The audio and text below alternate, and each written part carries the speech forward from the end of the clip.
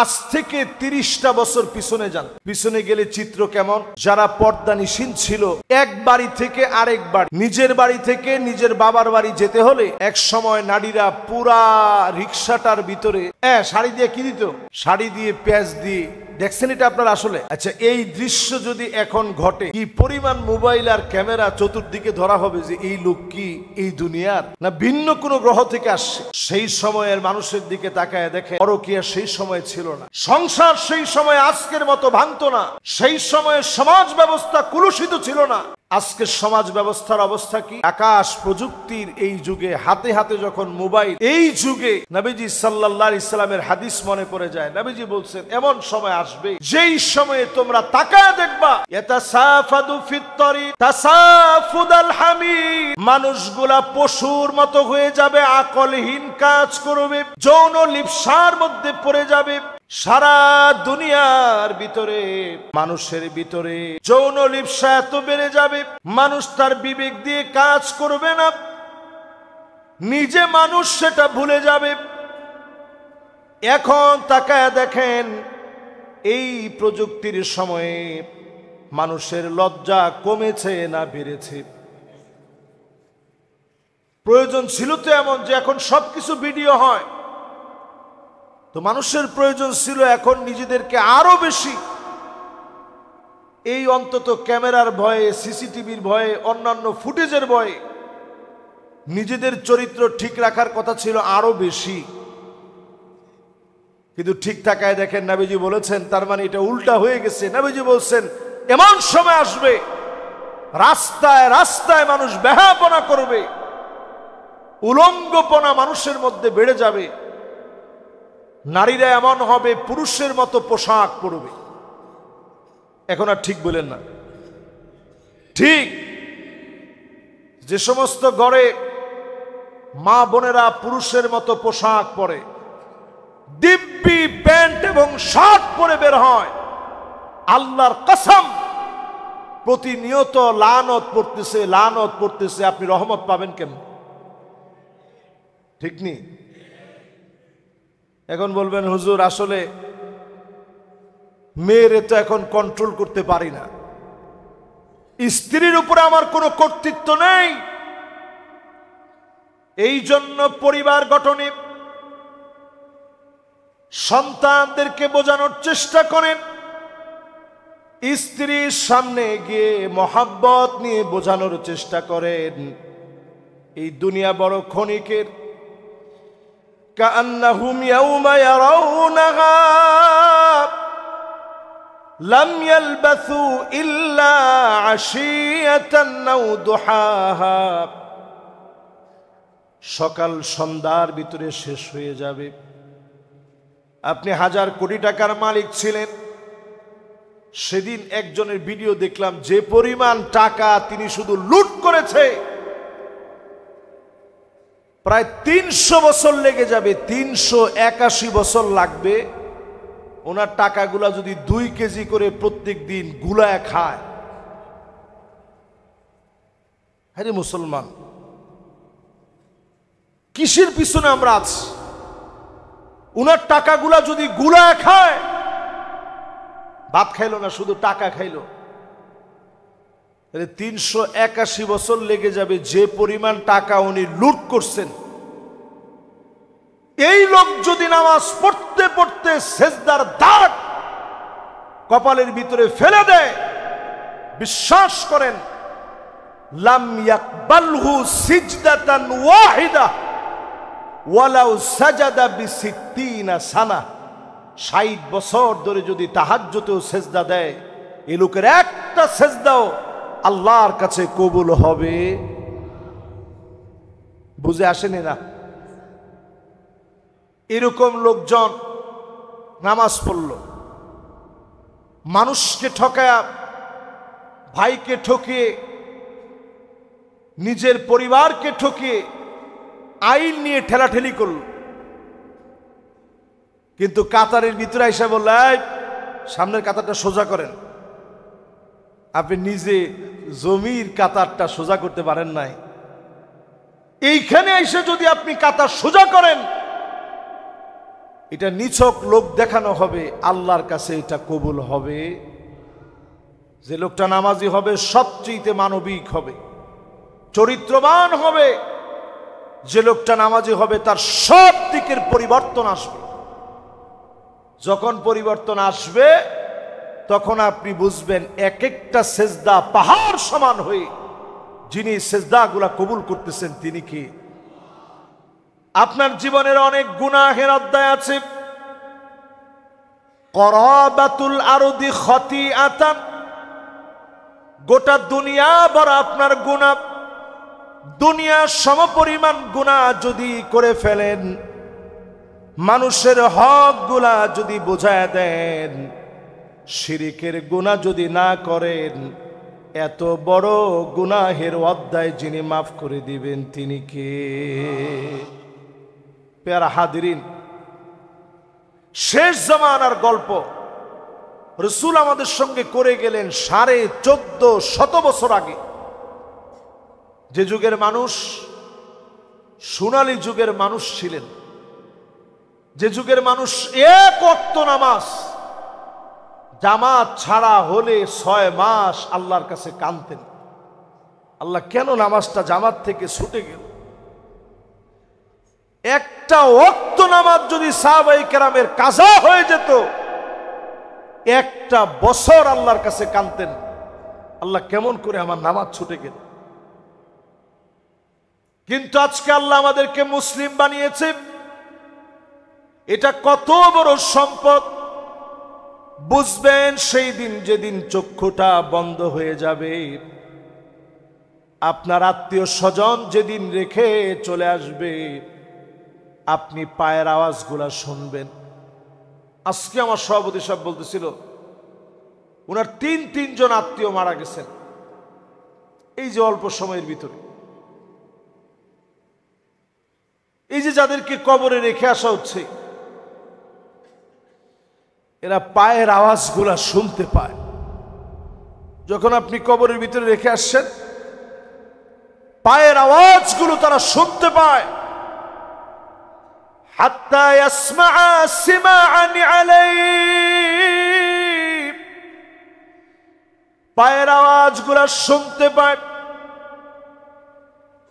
একজনকেও ধরে রাখতে পারে না, একটু থেকে যারে বাপ, তোরে না অনেক আদর করে বড় বানাইছি, সন্তানরে আমারে একা ফেলে রেখে যাইস না, আমি একা একা থাকতে পারবো না।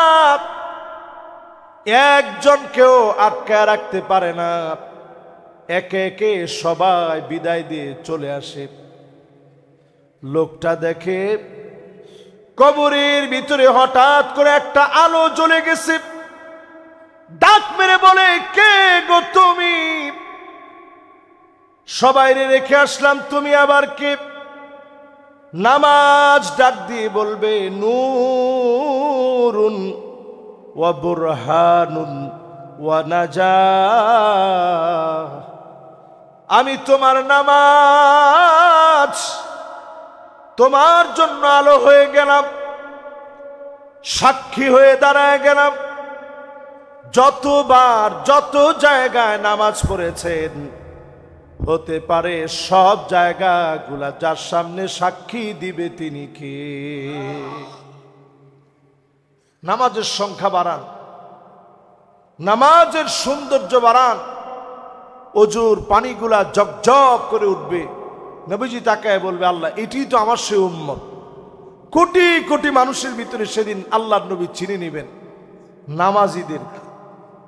বেনামাজি যখন কবরে যায়, ফেরেশতারা একজন আরেকজনকে ডাক দিয়ে বলে, আয় তারিকুস সালাহ, এই লোকটা ছিল নামাজ পরিত্যাগকারী। সময় আর 2 মিনিট নেই। নামাজ পরিত্যাগকারী, তারিকুস সালাহ, নামাজ পরিত্যাগকারী, সে আল্লাহর কাছে কত ঘৃণিত। একটা মানুষ যদি মদ খেয়ে মারা যায়, মাইকিং করা লাগে না, সবার কানে কানে পৌঁছে যায়।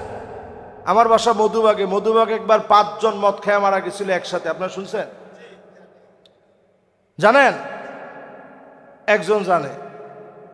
আমি তাদের কাউরে ছোট করতে চাই না। হায় হায় হায় হায়, সবার কানে কানে কথাটা যে হাই রে, লোকটা মদ খায় মারা গেছে, অমুক 5 জন একসঙ্গে মদ খায় মারা গেছে। এই কথা সবার কাছে এলান হয়ে গেছে, বিনা এলানে, মাইকে ঘোষণা করতে হয় না, সবার কাছে ঘোষণা হয়ে গেছে।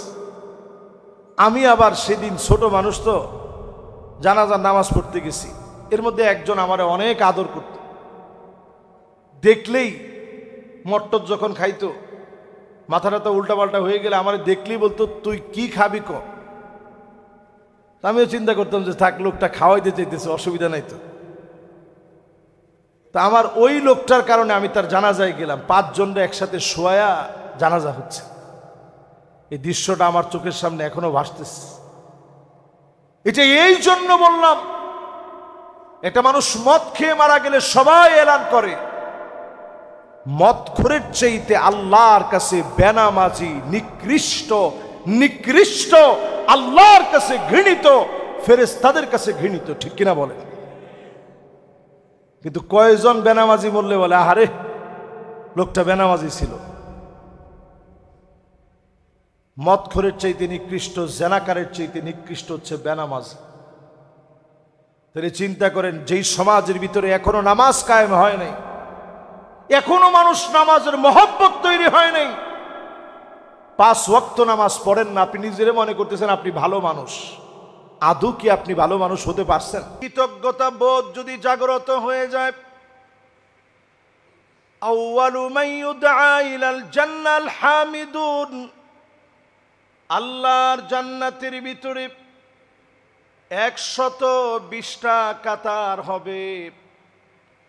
80 মিন উম্মতি, উম্মতদেরকে দিয়ে আল্লাহ পাক 120 কাতারের ভিতরে 80 কাতার পূর্ণ করে ফেলবেন। ওয়া 40 মিন সাইরিল উমাম, অন্য সব নবীর উম্মত মিলে আল্লাহর জান্নাতের মাত্র 40 কাতার ভরবে। শুধুমাত্র কেবলমাত্র মানুষদেরকে দিয়ে আল্লাহ পাক সেদিন নবীর উম্মতদেরকে দিয়ে আল্লাহর জান্নাতের 80 কাতার পুরা করে ফেলবে। যদি আপনি কৃতজ্ঞতা আদায় করেন, জান্নাতের প্রথম কাতারে যিনি দাঁড় করায় দিবেন তিনি কে? কৃতজ্ঞতা বোধ যদি আপনার ভিতরে তৈরি হয়, আল্লাহর প্রশংসা করার নিমিত্তে যদি আপনি একটু কৃতজ্ঞ হতে পারেন, খাওয়ার পরে যদি আপনি আলহামদুলিল্লাহ বলেন, শুরুতে যদি আপনি বিসমিল্লাহ বলেন, যে কোনো কল্যাণকর কাজে হাত দিতে নিয়ে বিসমিল্লাহ বলে শুরু করলেন, কুল্লু আমরিন যিবালিন, সব কাজগুলা সব নিথর হয়ে যাবে। যেই কাজের ভিতরে বিসমিল্লাহ বলা হবে না, সকল ভালো কাজ যদি বিসমিল্লাহ বলে শুরু করেন, আপনাকে যিনি সেরাদের সেরা বানায় দিবেন তিনি কে? সব কাজের শুরুতে বিসমিল্লাহ বলে কাজটা শুরু করেন। আমরা আমাদের ঘরের ভিতরে যত রকমের অঘটন, যত রকমের বালা মুসিবত, সাংসারিক কলহ দ্বন্দ্ব শুরু হয়, ঘরের ভিতরে আপনি বিসমিল্লাহ বলে পাড়া দেন, নিয়ত করে নেন আল্লাহ তাআলা আমার এই সফরকে, এই আশাকে আল্লাহ তাআলা বরকতপূর্ণ করবে। আপনি দেখবেন অবশ্যই আল্লাহ রাব্বুল আলামিন বিসমিল্লাহর বরকতে সমস্ত রকমের মনোমালিন্যকে আল্লাহ তাআলা দূর করে দিবে। পড়েন আল্লাহু আকবার। প্রথম যে বৈশিষ্ট্যের কথা আল্লাহ তাআলা বললেন, অধিকাংশ মানুষ সবচেয়ে বেশি অকৃতজ্ঞ হয়। এটা কোরআনুল কারীমের কথা, আল্লাহ তাআলা মানুষের চরিত্র বলতে গিয়ে বলছেন। এরপরে আল্লাহ রাব্বুল আলামিন বলেন, ওয়া কানাল ইনসানু আজুলা, মানুষ সবচেয়ে বেশি তাড়াহুড়া করে। তাড়াহুড়া করে, বলেন তো দেখি, তাড়াহুড়ার প্রবণতা সবচেয়ে বেশি মানুষের ভিতরে না অন্য প্রাণীর ভিতরে? সবচেয়ে বেশি তাড়াহুড়া আমাদের। হাঁটতে গিয়ে মানুষ হোঁচট খেয়ে বারবার পড়ে যায় তাড়াহুড়ার কারণে। ধনী হতে গিয়ে মানুষ অনেক কূটকৌশল অবলম্বন করে তাড়াতাড়ি কেমনে ধনী হওয়া যাবে। নেতা হতে গিয়ে সবচেয়ে বেশি কূটকৌশল মানুষ অবলম্বন করে কেমনে তাড়াতাড়ি নেতা হওয়া যাবে। সবচেয়ে বেশি তাড়াহুড়া মানুষের ভিতরে আছে। আল্লাহ রাব্বুল আলামিন ৩ নম্বরে বলেন, ওয়াকানাল ইনসানু কাতুরা। মানুষ সবচেয়ে বেশি কৃপণ হয়। দুনিয়ার জীবনে আপনি একটু তাকায় দেখেন, যাকে আল্লাহ যেই পরিমাণ অর্থ দিয়েছে তার সমপরিমাণ অর্ধেক অথবা তার চেয়ে বহু কম কয়জন আমরা দান করি। আল্লাহ পাক বলছেন মানুষ সবচেয়ে বেশি কৃপণ হয়। একটা গরুর জীবনে তাকায় দেখেন, তার গোবরটা পর্যন্ত সার হিসেবে ব্যবহার হয়। তার চামড়াকে জুতা বানায় আমরা পরি, ব্যাগ বানায় আমরা ইউজ করি। তার দুধ খেয়ে আমরা সুস্থ থাকি, তার গোশত আমরা পছন্দ করে খাই। তার হাড় গোড় দিয়ে পর্যন্ত আমরা প্লেট বানায় সেই প্লেটের ভিতরে আমরা খাবার খাই। পুরাটা জীবন মানুষের খিদমতে নিবেদিত করে দিয়েছে। আল্লাহ সব সৃষ্টি, আপনি মনে করতে পারেন যে সাপ আমাদের কোন কাজে লাগে? ক্যান্সারের ভ্যাকসিন, ঔষধ আবিষ্কারে সাপের বিষ লাগে। পৃথিবীর অনেক মারাত্মক রোগের ঔষধ হিসেবে সাপের বিষ কাজে লাগে। যতই পৃথিবীতে সৃষ্টি আছে সবগুলার আল্লাহ আমাদের অধীনস্থ বানায় দিয়েছে, শুধুমাত্র মানুষগুলা যেন আল্লাহর ইবাদত করে একটু খুশি হয়। বলেন আল্লাহু আকবার। 1 নাম্বার বললাম মানুষ সবচেয়ে বেশি অকৃতজ্ঞ হয়। 2 নাম্বার বললাম মানুষ সবচেয়ে বেশি তাড়াহুড়া করে। 3 নাম্বারে বললাম মানুষ সবচেয়ে বেশি কৃপণ হয়।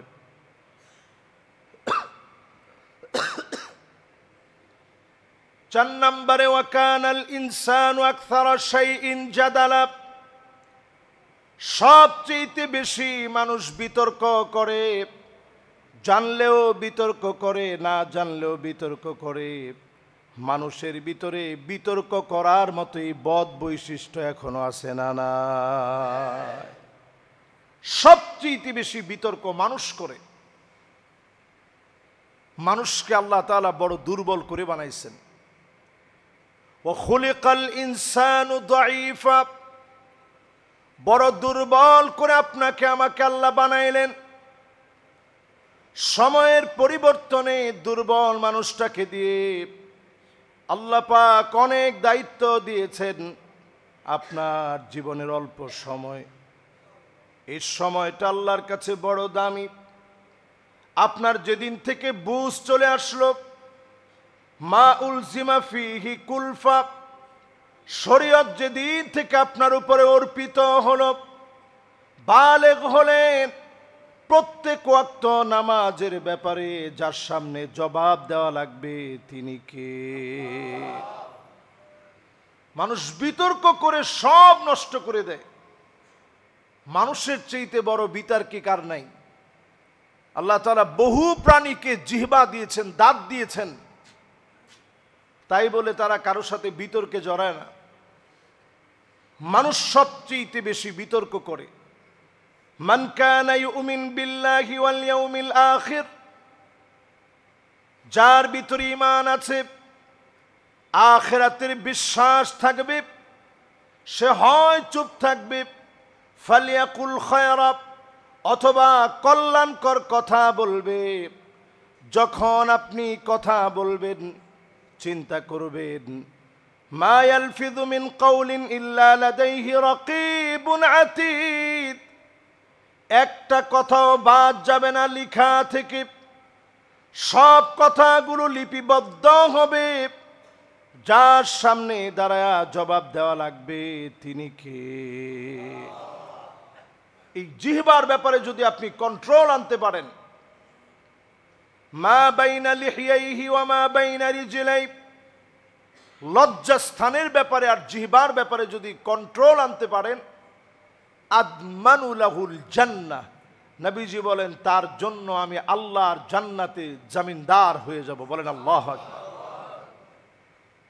মানুষের বদ বৈশিষ্ট্যের ভিতরে অনন্য এই 4টি বদ বৈশিষ্ট্যের কথা কোরআনুল কারীম আমাদেরকে বলেছে। মানুষের শ্রেষ্ঠত্ব আল্লাহর কাছে কেমন? মানুষের শ্রেষ্ঠত্ব আল্লাহর কাছে এমন, অন্য কোন প্রাণী বারবার ভুল করে না। মানুষকে যেহেতু আল্লাহ আকল দিয়েছেন, ভুল করে ফেলেছেন, অন্তরের ভিতরে একটা কালো দাগ পড়ে গেছে। 10টা ভুল করেছেন, 10টা কালো দাগ পড়ে গেছে। 1000টা ভুল করলেন, 1000টা কালো দাগ পড়ে গেছে। লক্ষ কোটি ভুল করলেন, লক্ষ কোটি কালো দাগ পড়ে গেছে। একা একা বসে ভাববেন, এখন আর চোখ দিয়ে কেন পানি আসে না? মালিকের জন্য কেন মনটা নরম হয় না? কারণ আপনি 4 বৈশিষ্ট্যে নিজেকে জর্জরিত করে ফেলে।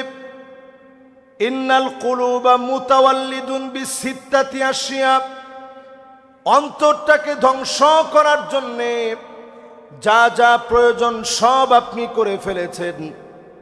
আপনি যদি একাগ্র চিত্তে একা একা বসে বসে ভাবেন, মালিকের কাছে একটু নিজেকে সঁপে দেন, তাওয়াজ্জুহুল কুলুব ইলাল্লাহ, আল্লাহর দিকে যদি নিজেকে সঁপে দিয়ে আল্লাহর কাছে চাইতে পারেন, করাবাতুল আরদি খাতিয়াতান, গোটা দুনিয়া পরিমাণ গুনাহ করে ফেলেছেন, সব গুনাহগুলা যিনি মাফ করে কবুল করে নেবেন তিনি কে? এই সমাজের ভিতরে সামাজিক যে অবক্ষয় লক্ষ্য করা যাচ্ছে, আখিরুজ জামান, শেষ জামানার যে অবক্ষয় লক্ষ্য করা যাচ্ছে, এই অবক্ষয় থেকে বাঁচার জন্যে মানুষ হওয়া লাগবে। সাহাবায়ে কেরাম এমন মানুষ ছিলেন, দ্বীনের এমন নমুনা ছিলেন। সাহাবায়ে কেরামের ভিতরে যদি কোনো ভুল হয়ে যেত, অন্তরটা এমন বিগলিত হয়ে যেত, সাহাবায়ে কেরাম বলা বলি করতেন যে আমার ভুল হয়ে গেছে, আল্লাহ আপনি মাফ করে দেন। নবীজির কাছে দৌড়ে আসতেন, তাহহিরনি, ও নবী আপনি আমারে পবিত্র বানায় দেন। আল্লাহর নবী বলেন, ফাবিমা উতাহহির, কোন জিনিস থেকে তোমারে পবিত্র বানাবো? সাহাবী পবিত্র হওয়ার জন্য নবীজির কাছে আসে। নবীজি বললেন, যাও ঘরের মধ্যে গিয়ে তাওবা করো, আল্লাহ তোমারে মাফ করে দিবে। সুবহানাল্লাহ। সাহাবী চলে গেছে, আবার দৌড়ায় রাসূলের কাছে আসে, সাল্লাল্লাহু আলাইহি ওয়াসাল্লাম, ইয়া রাসূলুল্লাহ আপনি আমারে পবিত্র করে দেন। নবীজি বলছেন, যাও ঘরে গিয়ে মাফ চাও, আল্লাহ মাফ করে দিবে। সাহাবী আবার দৌড়ায় আসছে, স্বস্তি পাচ্ছে না, পুরা শরীরের ভিতরে জ্বালা ধরে গেছে, কেমনে গুনাহ থেকে পরিত্রাণ পাবো, আল্লাহর কাছে কেমনে মাফ চাবো। নবীজির কাছে দৌড়ে ছুটে চলে আসছে। নবীজি সাল্লাল্লাহু আলাইহি সাল্লাম আবার বলছে, যাও ঘরে গিয়ে আল্লাহর কাছে মাফ চাও, আল্লাহ তোমারে মাফ করে দিবে। 3 বার যাওয়ার পরেও সাহাবীর শরীরের মধ্যে স্বস্তি আসে না। 4র্থ বার আবার দৌড়ে আসছে, ইয়া রাসূলুল্লাহ তাহহিরনি, আপনি আমার একটু পবিত্র বানায় দেন। আল্লাহর নবী বললেন, ফাবিমা উতাহহির, কোন জিনিস থেকে পবিত্র হতে চাও? কি অন্যায় কি গুনাহ তুমি করে ফেলেছ? সাহাবী জবাব দিয়ে বলে, ও নবী জিনা করে ফেলেছি, আপনি আমারে পবিত্র করে দেন। বিবাহিত হওয়ার কারণে শরীয়তের আইন প্রযোজ্য করা হবে, আল্লাহর নবী, নবীজি আমার সাহাবায়ে কেরামকে ডেকেছে, তাকায় দেখো তো সে কি মদ খেয়েছে। সাহাবায়ে কেরাম বলে, না, মদ খায় নাই। আল্লাহর নবী বললেন, আহুয়া মাজনুন, সে কি পাগল নাকি? বারবার বলার পরেও কেন ফিরে আসলো? ইয়া রাসূলুল্লাহ, সে তো পাগল না। বুক পর্যন্ত গেড়ে ফেলা হলো। শরীয়তের আইন অনুযায়ী, মানদণ্ড অনুযায়ী দণ্ডবিধি কার্যকর করা হলো, পাথর নিক্ষেপ করা হচ্ছে। একজন সাহাবীর গায়ে এসে রক্ত লাগলো, পাথর নিক্ষেপ করা হচ্ছে। সাহাবী মাথা নিচের দিকে দিয়ে হাসতেছে যে অন্তত আমার দুনিয়ার জ্বালাটা কমলো, গুনাহ মাফের এই পেরেশানির কারণে আল্লাহ আমারে মাফ করে দিতে পারে। বলেন আল্লাহু আকবার। সাহাবী, উনার রক্ত যখন আরেকজনের গায়ে ছিটকে লাগলো, উনি মন্তব্য করলেন, আহারে, এই বাজে রক্তটা এসে লাগলো আমার গায়ে, এত বড় অন্যায় করছে, তার রক্ত এসে আমার গায়ে লাগলো। আল্লাহর নবী বললেন, না, খবরদার, এমন বলো না। লাকাদ তাবা তাওবাতান, আমার সাহাবী এমন তওবা করেছে, যদি মদিনার সবার উপরে এই তওবাকে ভাগ করে দেওয়া হয়, এই তওবা এমন তওবা হয়েছে, সবার গুনাহগুলা মাফ হয়ে যাবে। তারপরেও আমার সাহাবীর তাওবা অবশিষ্ট আল্লাহর কাছে রয়ে যাবে। এত পরিমাণ আল্লাহর কাছে প্রিয় ছিলেন। এমন তাওবা সাহাবায়ে কেরাম করলেন, গুনাহ হয়ে গেলে নিজেকে বেঁধে ফেলতেন। যারা মদিনায় গিয়েছেন দেখে থাকবেন, রাউদাতুম মিন রিয়াদিল জান্নাহ, সেখানে আমরা সবাই গিয়ে 2 রাকাত নামাজ পড়ি, পারলে 4 রাকাত নামাজ পড়ি। কে কে পড়ছেন একটু দেখি তো। মাশাআল্লাহ, কষ্ট করে একটু হাতটা উঠান। আমাদের মাশাআল্লাহ মাশাআল্লাহ অনেক ভাই আল্লাহর ঘরে গেছে, হাতটা নামা। এই যে নামাজটা পড়ছেন, এই বিছানাটা সাক্ষী হয়ে আছে, এটা জান্নাতের খণ্ড একটা টুকরা। আল্লাহ পাক হুবহু এটাকে জান্নাতে উঠাবেন। বলেন আল্লাহু আকবার। সেই জায়গায় যারা নামাজ পড়ছেন অনেক সৌভাগ্যবান।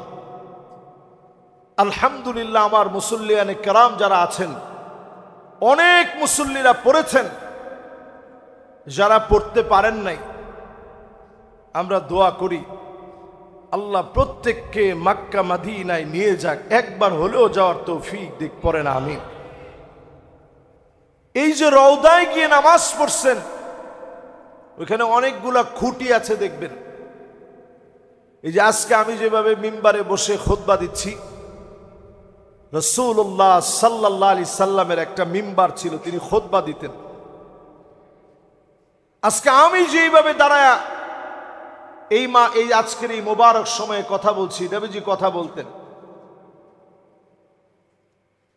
নবীজি সাল্লাল্লাহু আলাইহি সাল্লাম খুতবা এসে সাহাবায়ে কেরামদেরকে সামনে নিয়ে বয়ান করতেন, আলোচনা করতেন, সমসাময়িক সেই সময়ের প্রয়োজনীয় বিষয়গুলো নবীজি বলতেন। ওই জায়গায় গেলে দেখবেন রাসূলের সেই নিদর্শনগুলো আজ অবধি হুবহু ধরে রাখছে। কিছু ডিজাইন তুর্কি সময়ে করা, শত শত বছর আগের, সেই ডিজাইনগুলোকে এখনো ধারণ করা হয়েছে। কিন্তু কিছু জায়গায় তাকায় দেখবেন আরবিতে লেখা আছে উস্তুওয়ান। উস্তুওয়ান মানে খুঁটি। এই যে আমাদের মসজিদে যে পিলারগুলো আছে, এরকম রিয়াদুল জান্নার ভিতরে কিছু খুঁটি বা কিছু পিলার আছে। ওই পিলারের ভিতরে সাহাবায়ে কেরাম গুনাহ হয়ে গেছে, যতক্ষণ আল্লাহ মাফ না করেছেন, আয়াত নাজিল না করেছেন, নিজেদেরকে বেঁধে রাখছে, খুঁটির ভিতরে বেঁধে ফেলছে। আল্লাহ আপনি মাফ করেন, না হলে যাব না। মালিকের দয়া লেগে গেছে, যিনি মাফ করে দিয়েছেন তিনি কে? ওই জায়গায় গেলে দেখবেন একটা খুঁটি আছে, উস্তুওয়ানুল উফুদ। বিদেশি প্রতিনিধি দল আসলে নবীজি যেই জায়গায় বসতেন ওই জায়গার প্রেজেন্টেশন সবচেয়ে সুন্দর। নবীজির দরজার পাশেই মেহমানদারি করার জন্য নবীজি বসতেন, তাদেরকে নিয়ে সেখানে কথা বলতেন। ওইখানে একটা খুঁটি আছে, উস্তুওয়ান আয়েশা। আমার চোখের সামনে যেন এখন ভাসতেছে, উস্তুওয়ান আয়েশা। আমার নবী যখন ইতিকাফে বসতেন, আম্মা জান আয়েশা নবীজির চুলটা আশ্রয় দিতেন। আমার নবী যখন বসতেন, ভিতর থেকে খেজুর এনে নবীজিকে দেওয়া হতো, নবীজি সেগুলো খেতেন। এই খুঁটি আজ অবধি আছে। খুঁটির কথা এই জন্য বললাম, সাহাবায়ে কেরাম নিজেদেরকে এমন ভাবে সঁপে দিলেন, খুঁটির মধ্যে হাত বেঁধে ফেলছে, আল্লাহ মাফ না করলে এখান থেকে যাব না। বলেন আল্লাহু আকবার। আজ আমাদের অন্তরগুলো মৃত হয়ে যাচ্ছে, আমাদের চোখের সামনে লোকেরা মারা যায়, শিক্ষা নিয়ে বাড়ি ফিরি না। আমাদের চোখের সামনে কতজন চলে যায়, শিক্ষা নিয়ে ফিরতে পারি না। ওয়া আনতুম তাদফানু মাউতাকুম, মৃতদেরকে দাফন কাফন করি, চোখের সামনে পাওয়ারফুল লোকটা চলে গেল, একটা বারের জন্য মনে করি না আমার মতো পাওয়ারফুল মানুষটাকেও কবরের সঙ্গে যিনি মিশায় দিবেন তিনি কে? আল্লাহর সৃষ্টি জগতের ভিতরে তিনটা জিনিসের ভিতরে কোনো গ্রান নাই। এই তিনটা জিনিসে আল্লাহ তাআলা সাবানের মতো বানাই দিচ্ছেন। তিন জিনিসের এক নাম্বার হলো মাটি। গ্রান আছে? তোমার সবাই তো কয় না গ্রান আছে। এখনো মনে অনেকের বুঝতে কষ্ট হচ্ছে, মাটির কি কোনো গ্রান আছে? এটার ভিতরে আপনি মরা মানুষ দেন, পশু দেন, প্রাণী দেন, ময়লা দেন, যা দেন, পরিবেশটাকে আপনার জন্য শান্ত বানায় সুন্দর একটা পরিবেশ তৈরি করে দিবে। বলেন আল্লাহু আকবার। যদি মাটির ভিতরে গ্রান থাকতো, দুর্গন্ধ থাকতো, জমিনের ভিতরে মানুষ বাঁচত না, কোনো প্রাণীও বাঁচত না, কোনো প্রাণী জমিনে টিকতে পারত না। আল্লাহ পাক মাটির ভিতরে কোনো রকমের গ্রান দেন নাই। বাতাসের ভিতরে আল্লাহ রাব্বুল আলামিন কোন প্রকার গ্রান দেন নাই। এটা নিজে একটা এয়ার ফ্রেশনার, আপনাকে রিফ্রেশ করে দিবে। আপনি বুক ভরে শ্বাস নেবেন, ফজরের নামাজ পড়বেন, নামাজের পরে বুক ভর্তি করে আপনি শ্বাস নেবেন। আল্লাহ তাআলা এই সময়ে শিফা রেখেছেন, যিনি আপনাকে সুস্থ রাখবে, প্রাণবন্ত রাখবে, শরীরটা ভালো রাখবে, অনেক রকমের নিয়ামত বরকত দিবেন, তিনি আমার আল্লাহ। আজকে আমরা বড় দুঃখ পাই, ফজরের নামাজ শেষ, এক ঝাঁক আল্লাহর গোলাম বের হয় হাঁটার জন্য, দৌড়ানোর জন্য। আপনি দৌড়ানোর রুটিন হিসাবেও যদি আপনি মনে করতেন যে একটু নামাজটা পড়ে আসি, দৌড়ায় যদি, নামাজের সময় আবার দৌড়ান যাবে না, আচ্ছা না দৌড়াইলেন, একটু জোরে হাঁটলেন, হেঁটে এসে যদি আপনি নামাজের জন্য দাঁড়ালেন, হক আদায় করে রুকু সাজদাগুলো করলেন, সুন্দরভাবে আপনি সালাতটা আদায় করলেন, হতে পারে এই নামাজের মধ্য দিয়ে যিনি আপনাকে সুস্থ রাখবেন তিনি কি? সায়েন্টিফিক ভাবে প্রমাণিত, হার্ট অ্যাটাক থেকে বাঁচতে লম্বা সিজদা দেন।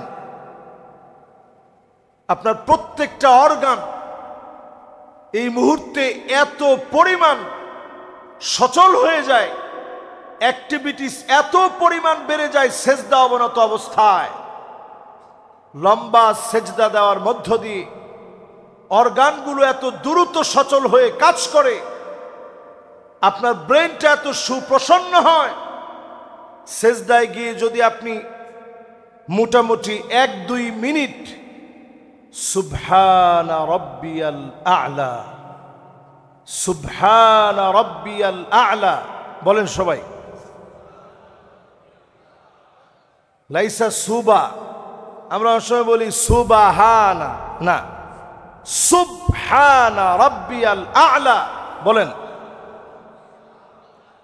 এই যে আপনি বললেন, একটু দম নিলেন, একটু সময় চিন্তা করলেন, সেজদা অবনত থাকলেন, সেজদায় গিয়ে নফল নামাজের সময় মনে মনে শুধু চিন্তা করলেন, মুখে বলা লাগবে না, মনের চিন্তাগুলা যিনি কবুল করে নেবেন তিনি কে? আকরাবু মা ইয়াকুনুল আবদ মির রাব্বিহি ওয়া হুয়া সাজিদুন ফাআকসিরুদ দুআ। এই মুহূর্তে যখন আপনি দোয়া করবেন, সেজদা অবনত গোলামদের দোয়া সবচেয়ে বেশি যিনি কাছ থেকে কবুল করেন তিনি কে? যতজন আমার সামনে বসা আছেন লম্বা সিজদায় অভ্যস্ত হন। সন্তানটা কথা শোনে না, স্ত্রী কেমন যেন এলোমেলো চলে, ব্যবসা বাণিজ্যের ভিতরে বরকত নাই, পারিবারিক পেরেশানের কোনো শেষ নাই, বন্ধু আপনার সঙ্গে পার্টনারশিপে ব্যবসা করতে গিয়ে আপনাকে ঠকিয়েছে। সব দুঃখ যন্ত্রণা যাতনাগুলা সেজদার মধ্যে কাটায়া একটু আল্লাহকে বলার জন্য চেষ্টা করেন, আপনি দেখবেন অবশ্যই এই সেজদা ফলপ্রসূ হবে। যিনি আপনাকে কবুল করবেন তিনি কে? সেজদার ভিতরে আরবিতে দোয়া আপনার না জানাস, আপনি এদূর তো বলতে পারবেন আল্লাহুম্মা গফিরলি, আল্লাহ আপনি আমারে মাফ করে দেন।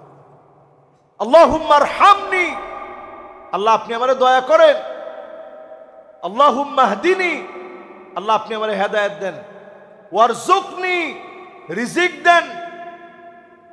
এরকম আপনি দোয়াগুলা করেন, দেখবেন সেজদা থেকে উঠবেন, ঘুমাইলে যেরকম একটা প্রশান্তি লাগে, লম্বা সিজদা দিয়ে উঠবেন, এইরকম একটা প্রশান্তি আপনার মনের ভিতরে আল্লাহ তাআলা দান করে দিবেন। সুবহানাল্লাহ। পেয়ারা হাদিরিন, বর্তমানে এই সময়ে, প্রযুক্তিগত এই সময়ে, আকাশ প্রযুক্তির এই সময়ে, যখন এআই প্রযুক্তি দিয়ে দুনিয়া চলছে, আর্টিফিশিয়াল ইন্টেলিজেন্সের মধ্য দিয়ে সারা দুনিয়ার ভিতরে একটা পরিবর্তন আসছে। রোবোটিক সিস্টেম চালু হচ্ছে সব জায়গায়।